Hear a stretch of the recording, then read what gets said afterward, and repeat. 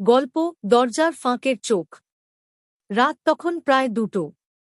পুরনো বাড়িটার শেষ করিডোরে একটা দরজা আছে, যেটা গ্রামের লোকেরা ফাঁকের ঘর বলে ডাকে। কারণ দরজাটা কখনো পুরোপুরি বন্ধ হয় না, সবসময় সামান্য ফাঁক থাকে। মিথ ছিল যে কেউ ওই ফাঁক দিয়ে তাকায়, সে আর আগের মতো ফিরতে পারে না। সেদিন সাহস করে রিফাত ফোনের টর্চ জ্বালিয়ে করিডোরে ঢুকল। ভিডিও বানাবে বলে সে দরজার দিকে এগোতেই তার পায়ের নিচে কাঠের তক্তা কেঁদে উঠল। দরজার ফাঁকটা তখনও অল্প খোলা। রিফাত ধীরে ধীরে টর্চটা ওদিকে ধরতে গেল। হঠাৎ ফাঁকের ভেতর থেকে 2টি জ্বলে হলুদ চোখ খুলে গেল। রিফাত জমে গেল। কেউ যেন খুব ধীর গতিতে দরজাটা আরও ঠেলে খুলল। আর তখনই দেখা গেল তাকে, এক লম্বা, শুকনো ছেঁড়া কাপড়ে মোড়া নারীয়াকৃতি।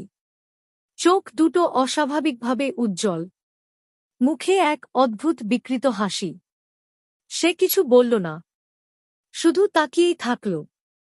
কিন্তু ভয়টা তখন শুরু হল যখন রিফাত বুঝল ওটা দাঁড়িয়ে নেই, ধীরে ধীরে তার দিকেই এগোচ্ছে, যেন মেঝেতে পা নেই, শুধু ভেসে আসছে।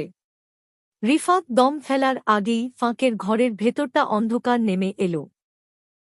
আর পরের মুহূর্তে টর্চটা নিজেই নিভে গেল। তারপর শুধু একটা ঠান্ডা নিঃশ্বাসের শব্দ শোনা গেল। দেখেই ফেলেছ। সেই রাতের পর রিফাত আর ওই করিডোরে যায় না। আর সবচেয়ে অদ্ভুত বিষয়, ফাঁকের ঘরের দরজাটা এখন পুরোপুরি বন্ধ থাকে। কিন্তু রাতে রাস্তা দিয়ে গেলে মানুষ বলে, দরজার নিচ দিয়ে নাকি হলুদ আলো দেখা যায়।